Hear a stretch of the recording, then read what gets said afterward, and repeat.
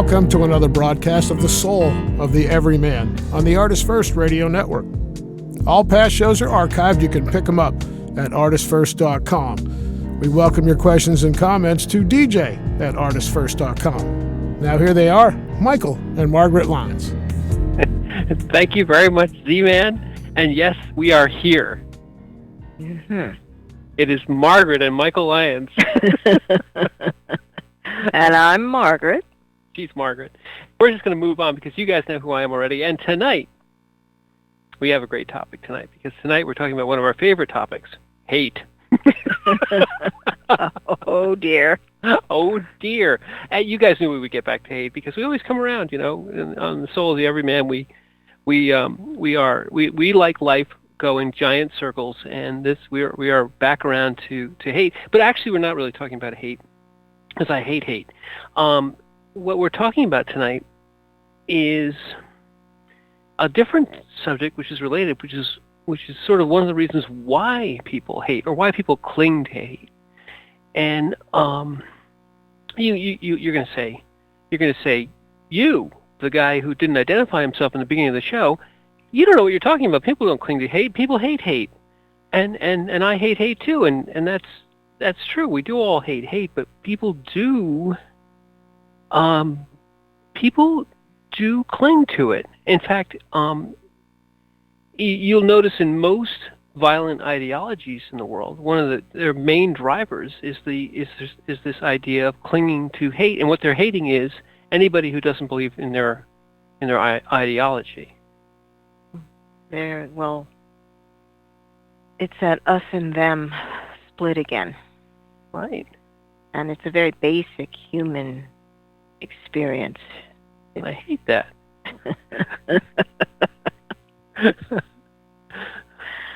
But once you've broken it up into us and them, it's easier. It's easier, and I think that's one of the basic, our basic premises tonight is that it's hating is easier than trying to understand somebody, for argument's sake, or trying to modify your own behavior. Right. In other words, you don't have to take responsibility for yourself. Right.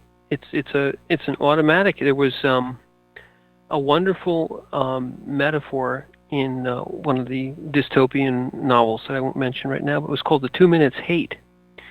And the idea in this particular dystopian novel was that you could basically get people to hate on command, you know?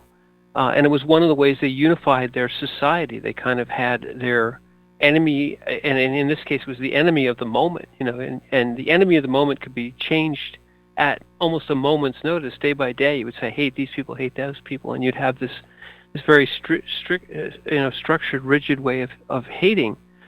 But why people hate in this case can be because they want to sort of defend their ideology.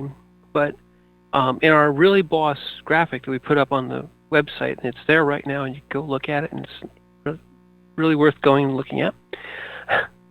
The quote that we put there is that one of the reasons that people hate is that if you get to the point where you let go of that hate, you'll have to deal with pain, which is behind it. Mm-hmm. And so people will cling to hate because it's easier than trying to deal with the pain. Right. Dealing with pain. It's the one thing that in general, you know that people are running from. You know, nobody wants to run to pain. Right. And whenever you are hurt, your first reaction is to pull away. Mm. You know, it's programmed within the body. If it touches something that's too hot, it's an automatic reflex. Right. Also, and to lash out. Oh, fight or flight. Yes. Mm-hmm. Yes, that is part of the just the makeup of the physical existence. All animals have that. Mm-hmm. But hatred,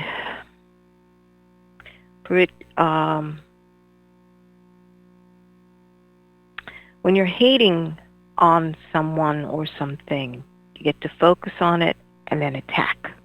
Mm-hmm. instead of run. And that mechanism, even though it may be part of your survival mechanism, people are overusing it. You know, it's the default position because basically it is survival. But when you use it constantly, that's when, just for yourself, there's got to be some way, some red flag going up, going, you know, wait a minute, this is not good for you. Being in that constant fight or flight adrenaline rush is very bad for your body. Right, always in a constant cortisol reaction. But that's true, and I think, though, that the motives for keeping people in this state of sort of hating are also because it's very easy to predict what people are going to do when they're hating, and it's also very easy to control them if you keep them in this kind of constant them or us sort of modality, because you can use this hate as a goad, as a way of making sure that people stay and do what you want them to do. In that dystopian book, and in many real life societies, you know, real life totalitarian societies, and even ones which are freer, but yet they want to engender a feeling of unity in one group by hating all other groups. You know, we're all together in this, because if we don't stick together, those people are going to destroy us, and we have to hate them. I think we see it today in a lot of our current, let's say, societal discourse. But I'm not going to go there because everybody hates, and I do, hates politics. Moving on away from that. But I think that there's, you know, what we're talking about when we're talking about pain is sometimes exactly that. You know, the hate is used as a mask, as a way of focusing yourself and not having to deal with having to change, having to modify your behavior, having to become a different person. Those are all painful things that require time and effort, and just lashing out and keeping yourself in a defensive or attack posture. You don't have to do any of those things. You say, well, I can't take any time to address the actual problem or address the actual hurt. No, I've got to be focused on the outer, right, away from me and towards the thing that I think is hurting me. Well, it's a mindset that says, I already know what the problem is. The problem is you. I know what the problem is. The problem is you. Mm-hmm. That was great. But that's the mindset. No, that's just precious. We have to sit here for a moment and just laugh about that. That's all. I know what the problem is. The problem is you. The problem is always other people. But it's exactly the response that a small child would do. Did you do that? No, he did it. He did it. Yeah. Oh no, he made me do it. Or, well, if you're discovered with it, well, he made me do it. He made me do it. Mm-hmm. You know, and that's a great place to jump off, because in that case, the pain is having to admit that you did something wrong and maybe have to correct it. But instead, if you can lay it off on a convenient scapegoat, we talked last week or the week before about scapegoats. A scapegoat is something that you hold up to hate. You know, you hold it up to take the place of everything that is wrong, put all the blame for anything that's going wrong on the other people, on the scapegoat, and then never have to change your behavior. Well, if something's going wrong in my life, you know, I'm not succeeding. You know, there's a problem with how, you know, nothing's working out. You know, everything's going to heck. Let's blame this. Pick a convenient scapegoat. Blame them. Hate them, and figure, you know, by destroying them or by hating them, we're not addressing the problem, but we're making ourselves feel better. Right. Well, you look as if you're solving the problem. Exactly. Like, oh, we're making progress. Like, there is no progress being made. You haven't addressed the issue. Right. You've just diverted yourself by putting up another screen.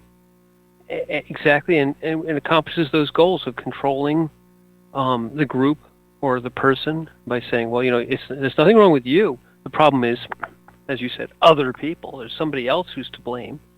And then you look like you're doing something. So go get rid of those people, because once we get rid of those people, everything will be, puppies and sweetness and light.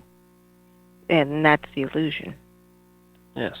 That is the illusion, because it's not attacking the core of it, or even focusing on the core, because the minute someone is able to focus on what the core of the problem is, you might just be able to solve the problem. Well, but what is it? And right away it requires, maybe I'm the problem. Maybe it's introspection. Maybe I have to change. That's a terrible thing. It's much easier to say, that guy's the problem. Well, it's if you're not looking at where the core comes from, where the root of the problem is, it's usually because there's a story being told to yourself. Okay? People love to tell stories, especially to themselves, and to address this unsettled feeling that, well, it's got to be because of the circumstances around me that I feel this way. Right. Okay? Not embracing that unsettled feeling. Why is it so unsettled? And once you open that door, the first feeling is pain. Because it is the pain of being alive. And there is a depth that the human soul can enter into that the reasoning part of a human cannot.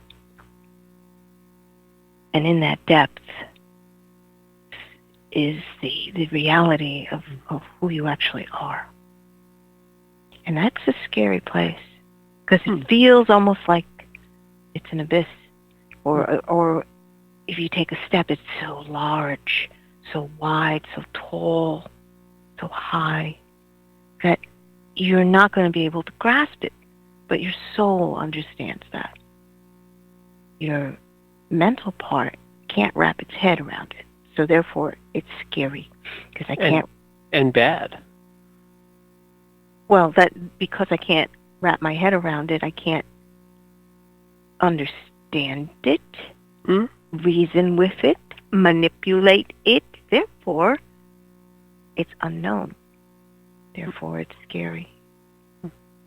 Well, and then all of that, all that scary, bad, introspective, gotta let the mental part go, is much, much more easily, rather the mental part would much more easily say, well, no, I'm not going to do any of that. That's too hard. That's too painful. I might get scared. I might get lost in there.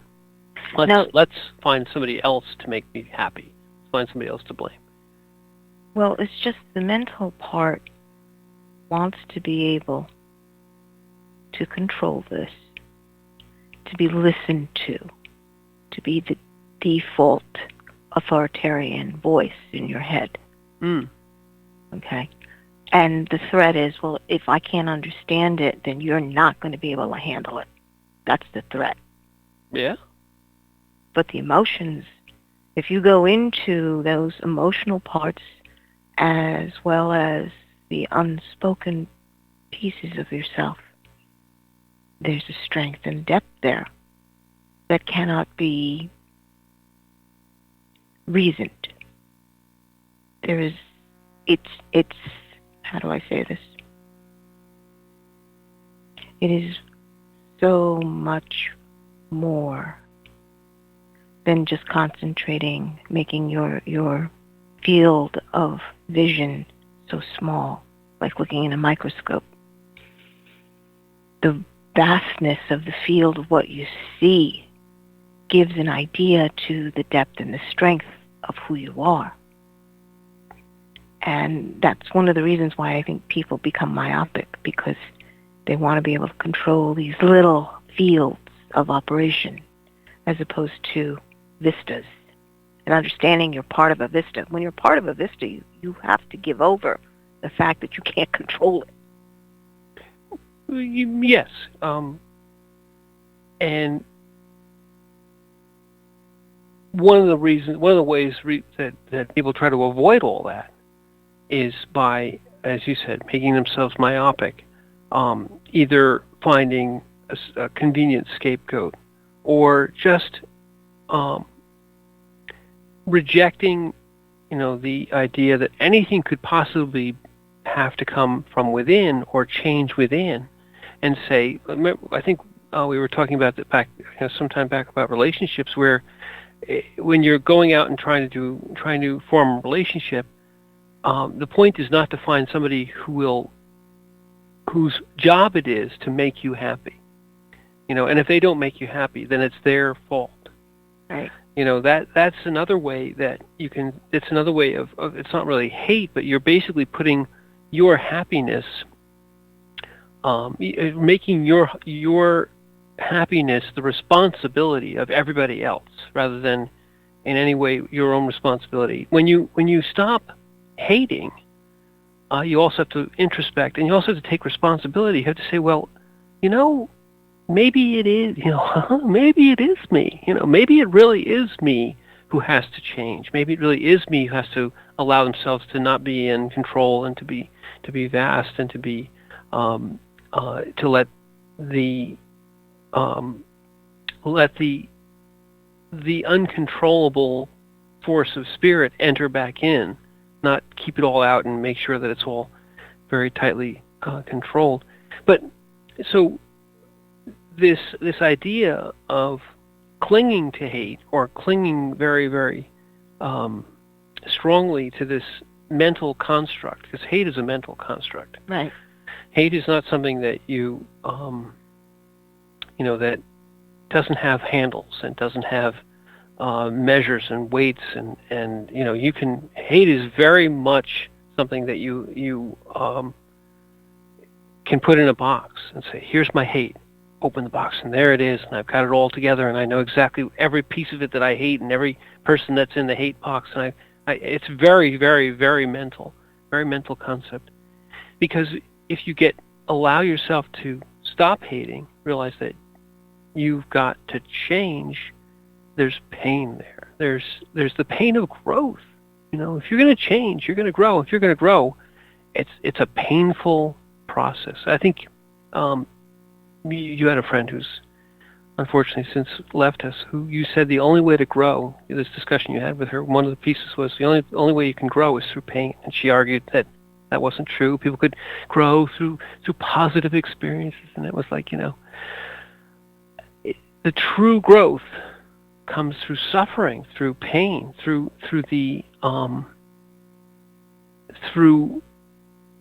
truly having to go through something that you don't understand mentally, you can't grasp. You've got to allow yourself to grow into it, to be that seed in the darkness that grows outward into something vaster, and that's pain. Yes.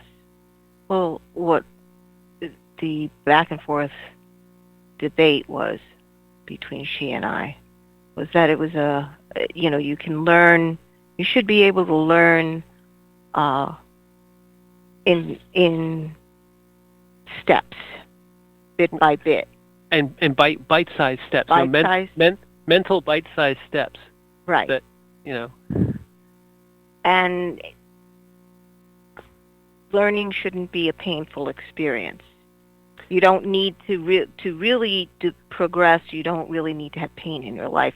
You can just study it and learn it and observe and you will grow. And I'm like, well, as far as I know, true progress isn't made unless the pain is there, because you gotta let go. Let go. Exactly. Of the thing that's not working. Right. And that was painful to let that go.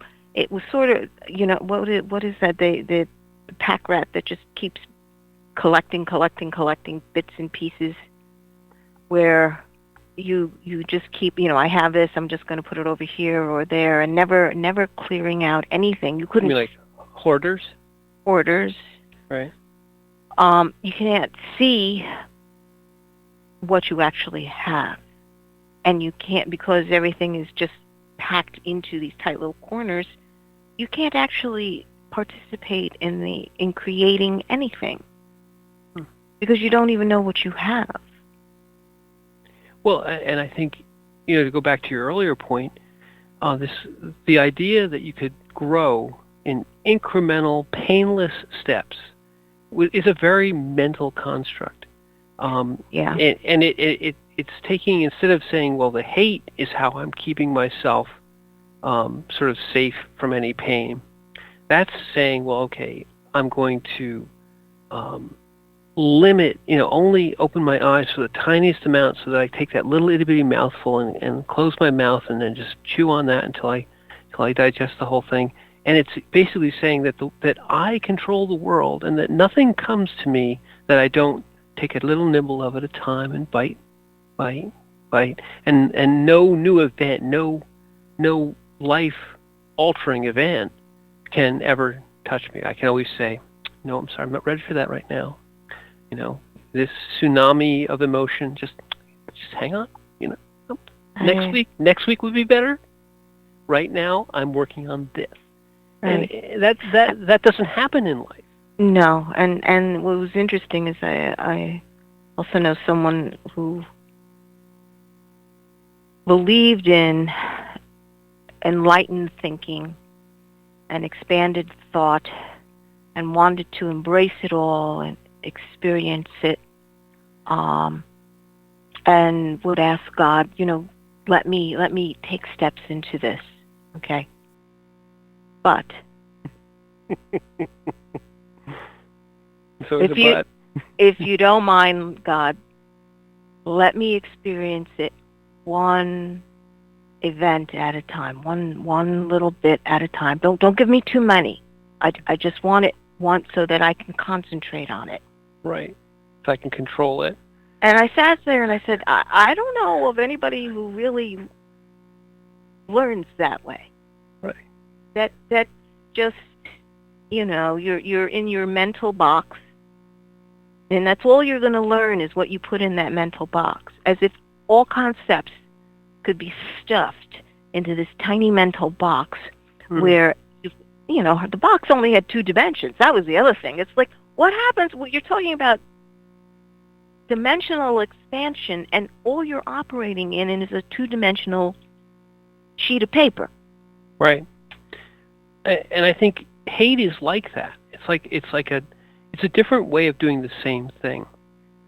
You are able to use this sort of mental construct, this idea of hate, to control, because you can say, well, I only want to deal with things that I don't hate. Hate means that I can basically wall off anything that I don't like, that I consider to be too much to deal with right now. Well, I hate that. I'm just going to let, this is the box that I'm going to operate in. It's this sort of mental construct. The same one is without the hate, without the sort of the pejorative of hate. The same thing is in that concept of saying, well, God, I want to be open to all the vast experience of the wonderful universe that you put me in, but just a thimble full at a time, because you gotta sip it.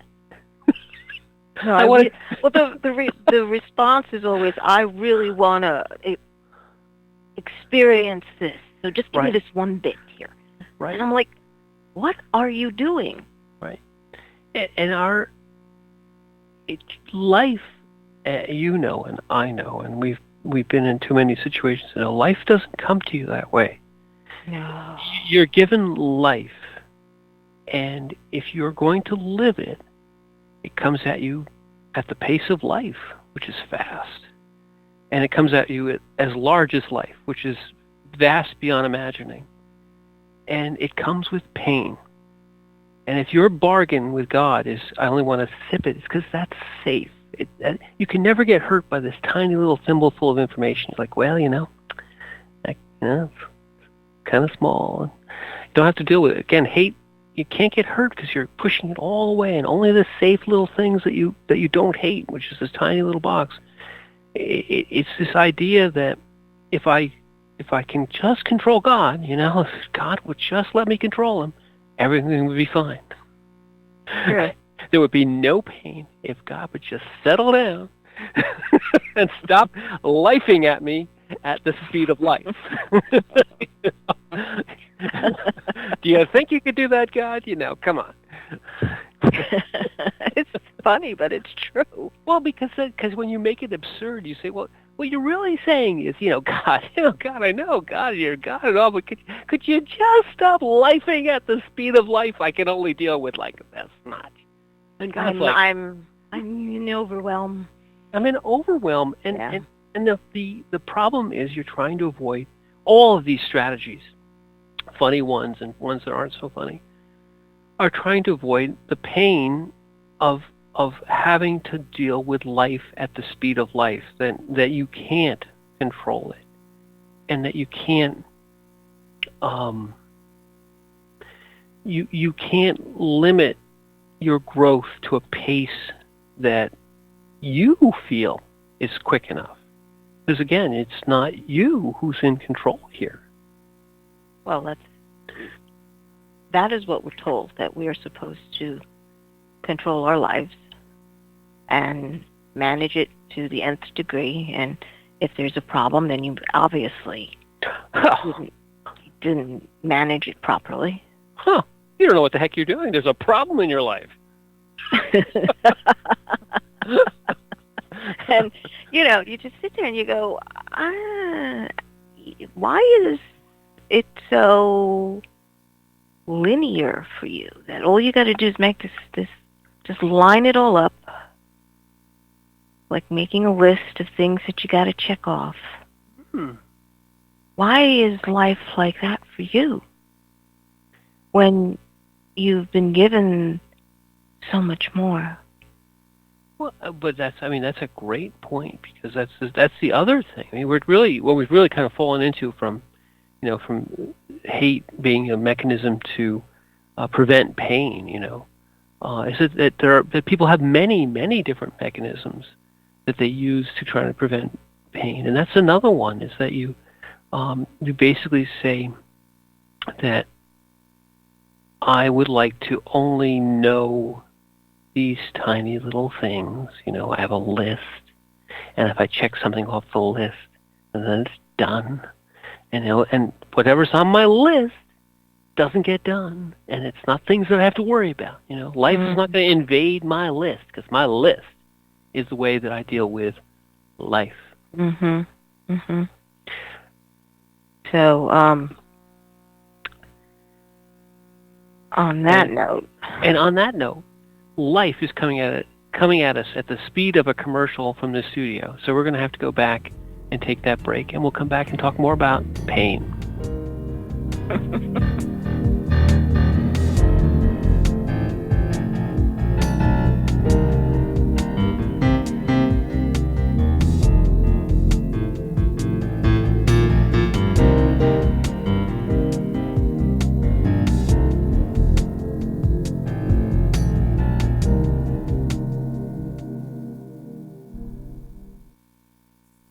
Rick Riordan fans, love mythology with plenty of action and humor?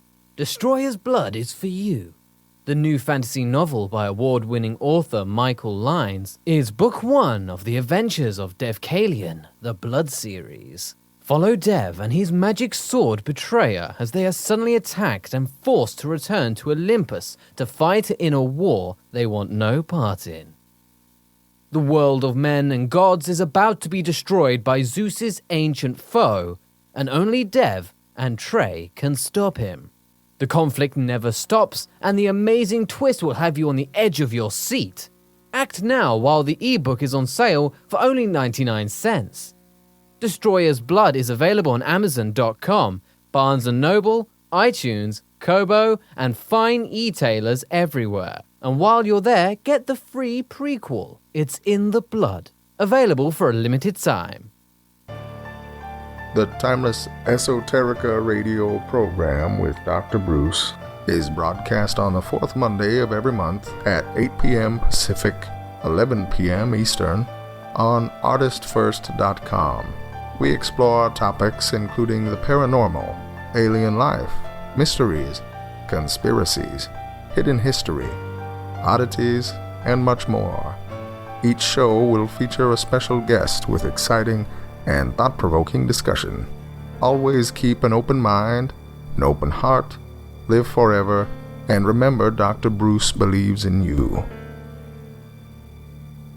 There is a Reaper is the story of 5-year-old Christopher Aaron and his life-changing struggle with leukemia.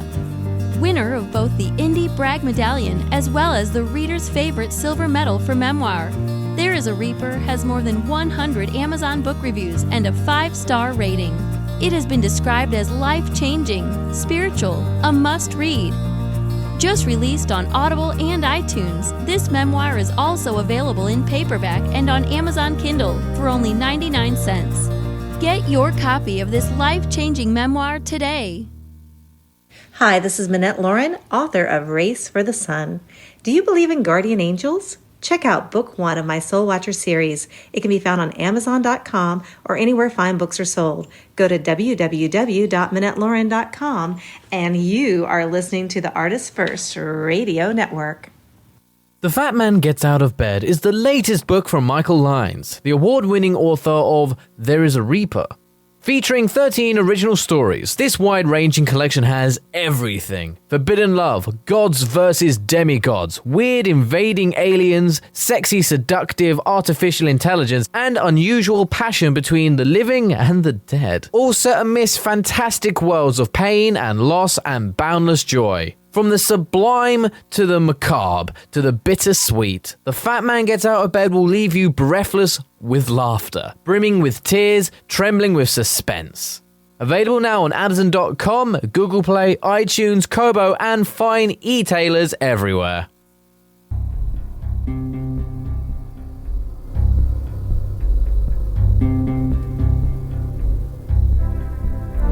You are listening to The Soul of the Everyman on the ArtistFirst Radio Network. Let's get back to your hosts, Michael and Margaret Lyons.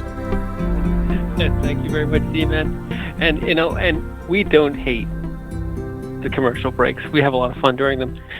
We don't talk about you people, though. We do not talk about you people. We talk about other things. But as far as you know, that's going to have to suffice. And this show, Margaret, we are talking about a couple of things. We started out the show, and there's this really boss graphic up on the website, which you can go take a look at, which has this amazing quote, which is really talking about why people hate.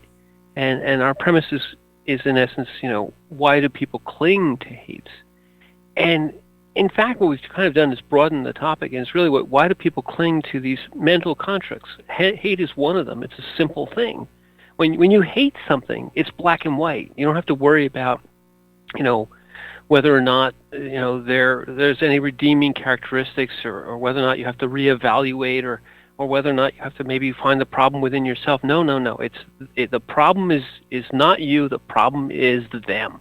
It's not your problem. It's their problem. And that's a nice simple way to kind of turn everything outward and keep a mental. The other way is this kind of idea of, I really want to understand everything about the universe, God, but only, a little bit at a time, because I don't really want to get overwhelmed.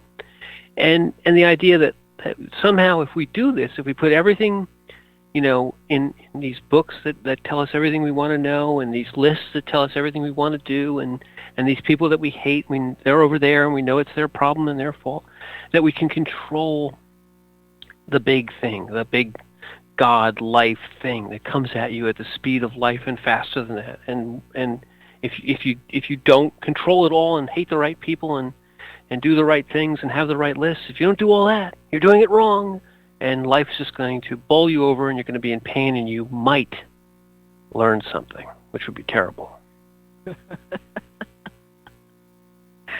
Yes, this is true. If you look at the pain I mean, when you look at what you're hating, there's usually a underlying commonality to what you're hating. Oh, yeah. You know, anything that is making you uncomfortable. Uncomfortable is the word.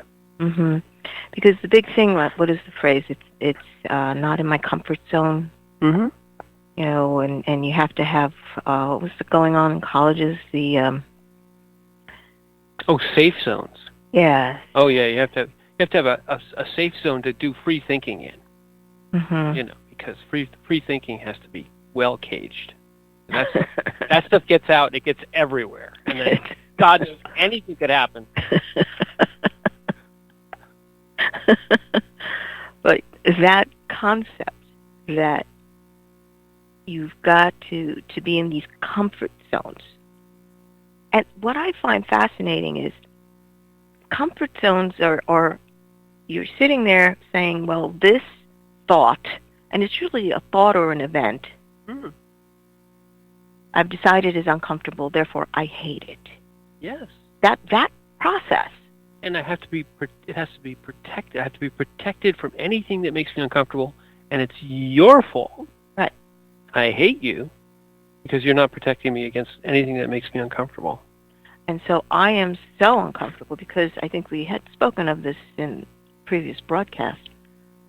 Anything that you basically feel and then you just shove away, you're constructing these bricks of unfelt experience, uncomfortable because you might actually feel something.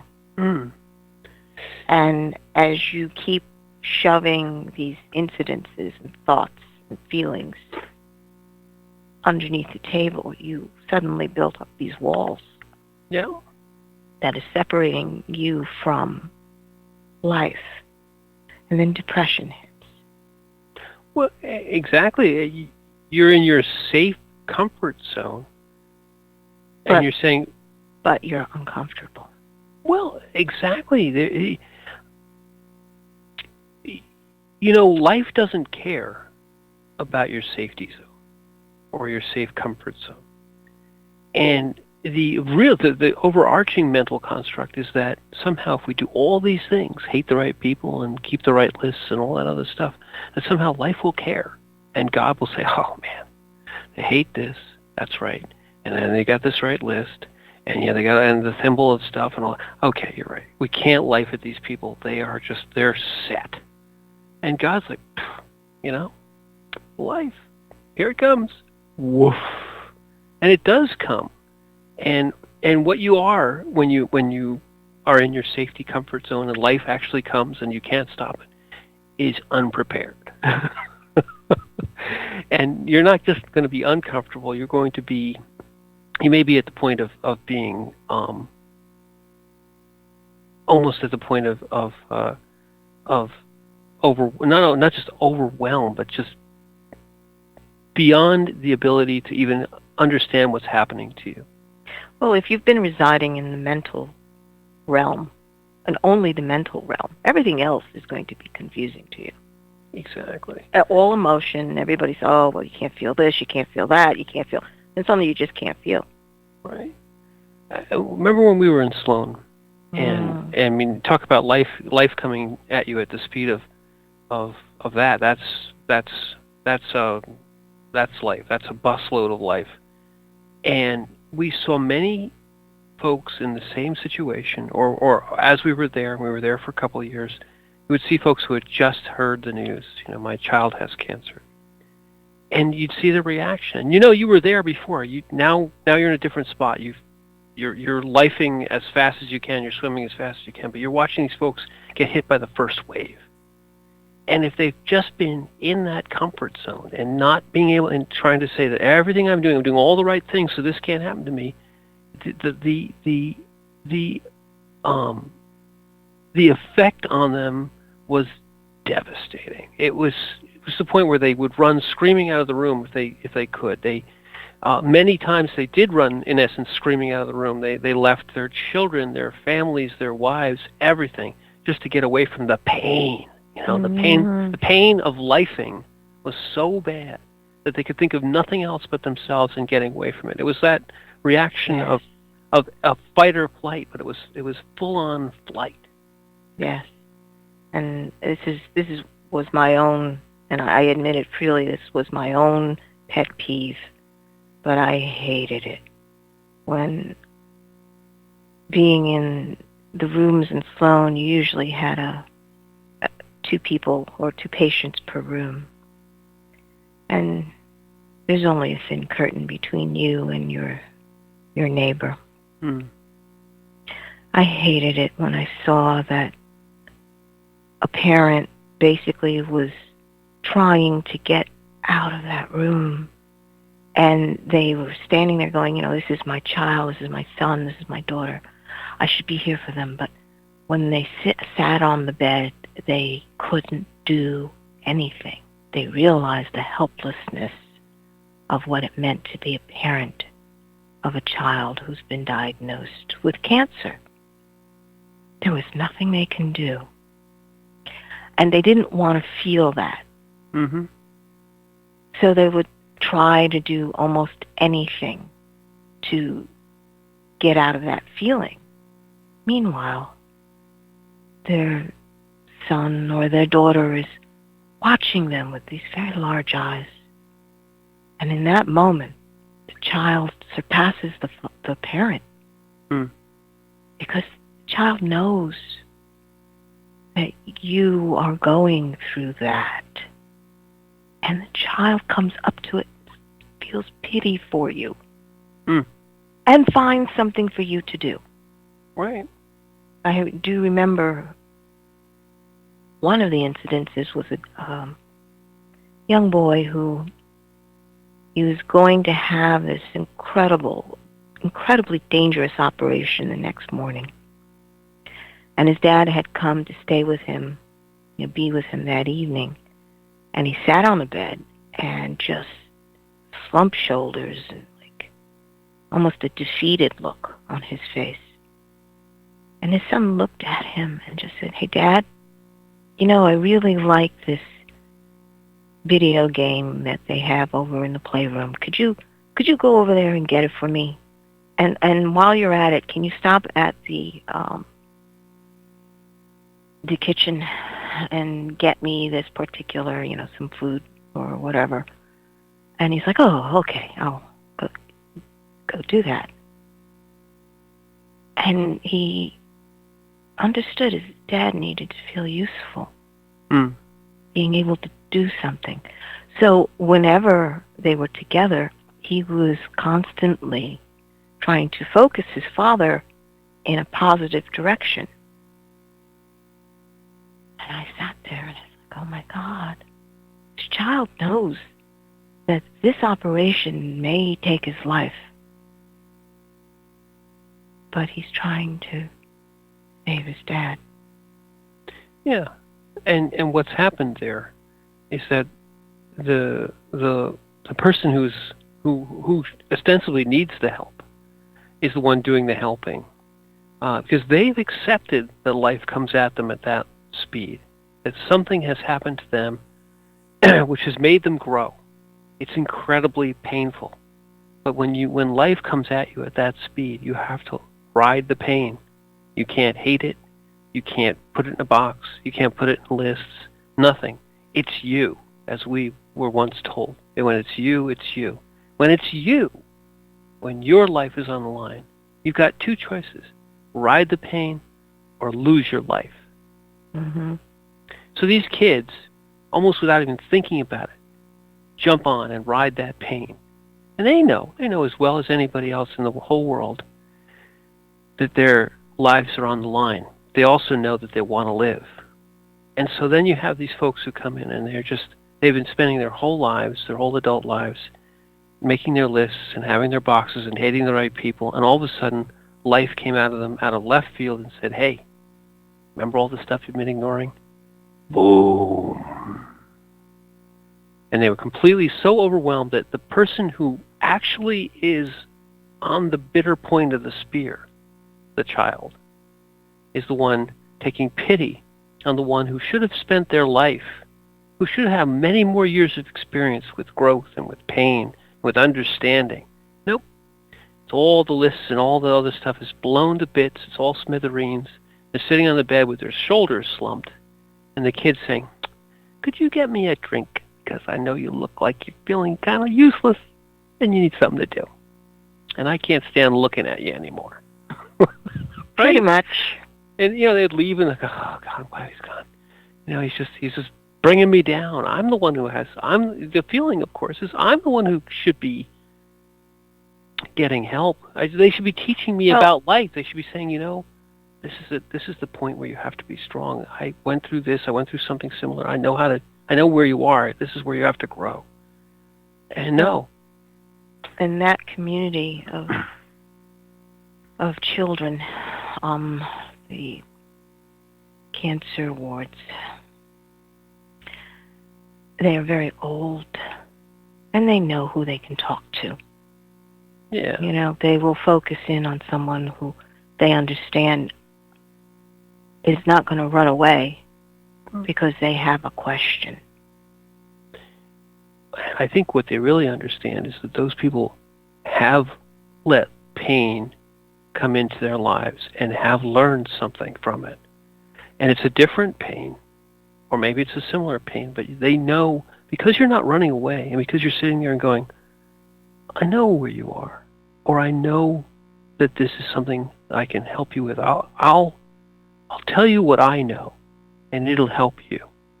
Yeah, the conversations between the kids would blow your socks off. Yeah. Because, That's life happening at the speed of life, and they knew it. oh my God, when they are talking to each other about, my mom wants me to go through this procedure. And this has been a battle that's been going on for years, fighting to live. But you know what? I don't know if I have enough in me to go at it again. Mm-hmm. And to have the other, this was a conversation between our son Chris and one of his roommates. Mm-hmm. Chris, I don't know if I can do this. But let me stop you right there, because that's the most important part about that was that it was two people who understood that they both had that same "I don't know," and I want to talk about it to someone else who understands about the "I don't know." And you're talking about children. Not children anymore. Neither one of them. Who are no longer small children. Chris was 6 years old, 7 years old at the time. Mm-hmm. And this young man was 13 or 14. 13 or 14. And they're talking to each other as equals because they understood. Right. They're facing the same enemy, and they know how to fight the good fight. Right. And the most important part is that they recognized in each other that they had both had to learn and grow through their pain. And that wasn't just those two. It was all these kids. This is just an example. And by the way, it's not just kids.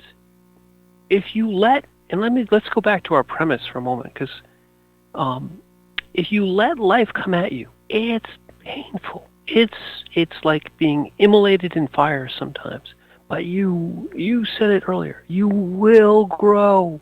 Your little screaming mental voice will be stilled, and your vastness will grow, and something new will come into it. A wisdom, a perspective that is far greater than what you think you know. And the strength that comes from it. These kids didn't ask for any of this. They were perfectly normal kids like every other perfectly normal kid. But one thing that they didn't have is they didn't have a bunch of things that they had built the walls up so high. They were still willing to let life come at them, and they got a bad break, a really bad break. And yet it didn't matter. They said, okay, I understand where I am. I got to fight for my life, and I'm going to fight for my life. and I'm going to find others who are also fighting for their life, and we're going to fight together. Right. Or we're going to at least encourage each other in our individual fights, because we're all human beings fighting for our lives. And you know what, people? All of us, we are all human beings fighting for our lives. So let go those hates, let go those lists, and let go all those walls that you're building up. Because you're a human being, and you're fighting for your life, and you're ignoring it, does nothing. Well, life was never ignored on the cancer wards. No. But it sure is when people sit there and try to narrow it down to the tiniest of boxes. Well, and that's what I find fascinating. You know, what is pain, really? What is pain? It gets blown up into something far greater than what you think it's going to happen. You can handle it. Oh, my Lord, you can handle it. And what blows it up? The fear of pain blows it up more than the pain itself. It's true. It's only pain, as someone we know once said. Ah, yes. It is only pain. And when you understand that,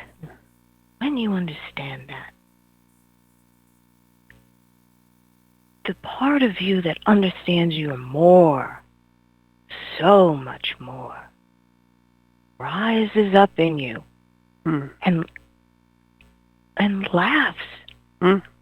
It laughs because life itself is so exuberant. And every little bit, every second is precious. And you know, the fear of pain is the way you get controlled, or you allow yourself to be controlled and to deny the vastness that is you. Once you let go of it, you do laugh. You you literally, as many poets have written throughout all the years, you laugh in the face of death. Right. And it sounds very poetic, but it's true. And as I just said a moment ago, we are all on our way marching to the grave at the speed of life, and you might as well laugh in the face of death because it's always coming. And you must be prepared. Your whole life gives you, some of these kids get so little time, but yet they still come up to it. Your whole life gets you to the point where you're prepared to laugh in the face of death. You should be prepared at all times, but you know, we'll give you a week or two.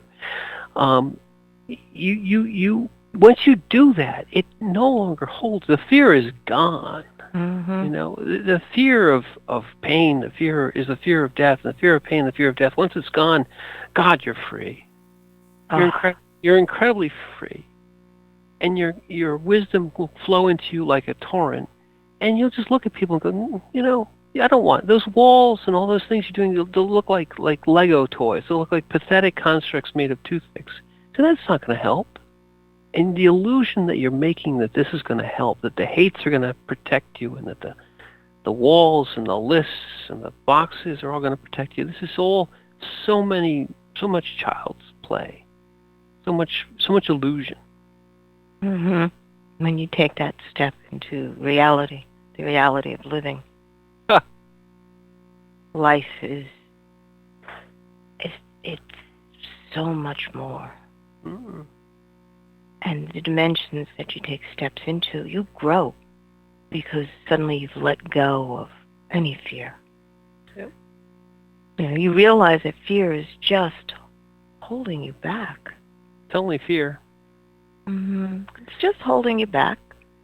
And why hold back a spirit that is boundless? Indestructible.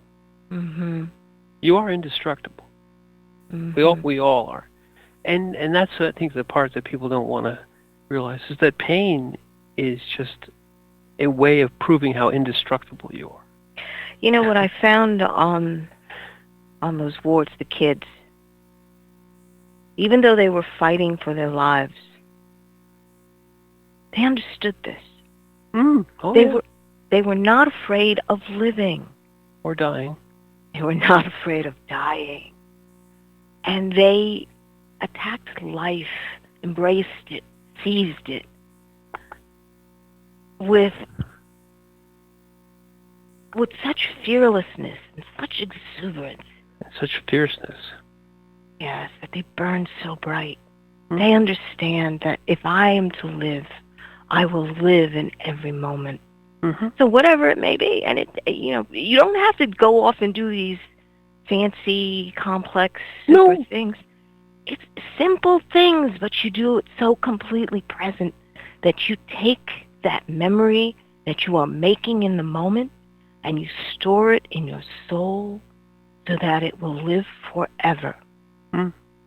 Yes, none of it has to be great, because the life itself is so. The witness of the life itself is so great. The illusion is that we are weak and powerless and need all these lists, and the reality is that we are vast and indestructible and fearless. And it's funny that we don't embrace it more. That we try to live the illusion, and maybe it is the mental part of us that just says, no, you can't do that, you have to do this. You have to choose.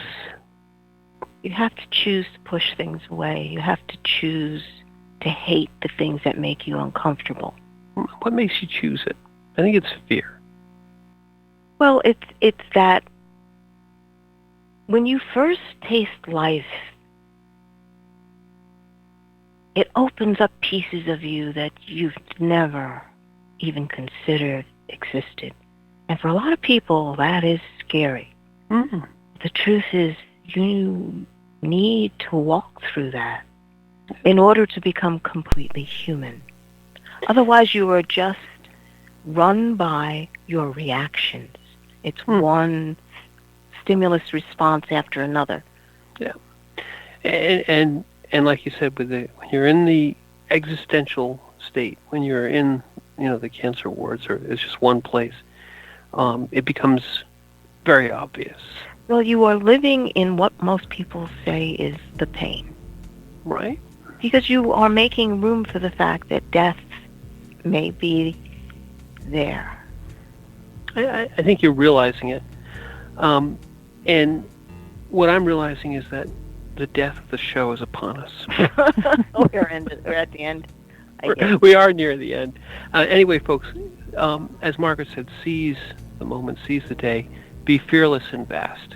And thank you. I'm Margaret. And I'm Michael, and this is The Soul of the Everyman.